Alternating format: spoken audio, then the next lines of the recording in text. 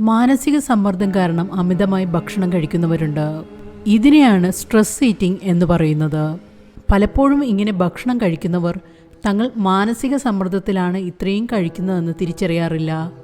സന്തോഷം, ദുഃഖം, ദേഷ്യം, ഉത്കണ്ഠ തുടങ്ങിയ വൈകാരിക അവസ്ഥകളിൽ ആശ്വാസം കണ്ടെത്താനായാണ് ഇങ്ങനെ ഭക്ഷണം കഴിക്കുന്നത്. സ്ട്രെസ് ഈറ്റിംഗ് തുടർച്ചയായി സംഭവിക്കുകയാണെങ്കിൽ അത് അമിതവണ്ണം, പ്രമേഹം, ഹൃദയ സംബന്ധമായ അസുഖങ്ങൾ തുടങ്ങിയവയ്ക്ക് വഴിവെക്കും. ഇനി സമ്മർദ്ദം കുറയ്ക്കാൻ ഭക്ഷണം എങ്ങനെ ക്രമീകരിക്കാം എന്ന് നോക്കാം. ഇങ്ങനെ നിങ്ങൾക്ക് അമിതമായി ഭക്ഷണം കഴിക്കണം എന്ന് തോന്നുകയാണെങ്കിൽ ഒരു പിടി കപ്പലണ്ടി കഴിക്കാവുന്നതാണ്. ഇതിൽ ധാരാളം വൈറ്റമിൻ B6ഉം മഗ്നീഷ്യവും അടങ്ങിയിട്ടുണ്ട്. ദഹനത്തിനും മൂഡ് ശരിയാക്കാനും ഇത് ഉപകരിക്കും. രണ്ടാമതായി കഴിക്കാവുന്നത് അണ്ടിപ്പരിപ്പാണ്. ഇങ്ങനെ അമിതമായ വിശപ്പ് തോന്നുകയാണെങ്കിൽ ജങ്ക് ഫുഡ് കഴിക്കാതെ ഇത് ഉപയോഗിക്കാവുന്നതാണ്. അണ്ടിപ്പരിപ്പിലും ധാരാളം അയണും മഗ്നീഷ്യവും അടങ്ങിയിട്ടുണ്ട്. ഇത് നിങ്ങളെ എനർജറ്റിക് ആയിരിക്കാൻ സഹായിക്കും. മൂന്നാമതായി കഴിക്കാവുന്നത് ഉണക്കത്തേങ്ങയാണ്. ഇത് വളരെ നേരം വയറ് നിറഞ്ഞതായ ഒരു തോന്നലുണ്ടാക്കും. പോരാത്തതിനിത് മുടിക്കും ചർമ്മത്തിനും ഫലപ്രദമാണ്. നന്നായി വ്യായാമം ചെയ്യുന്നതും പുസ്തകങ്ങൾ വായിക്കുന്നതും കൂട്ടുകാരുമായി സംസാരിക്കുന്നതും ധ്യാനം പരിശീലിക്കുന്നതും മാനസിക സമ്മർദ്ദം കുറയ്ക്കാനും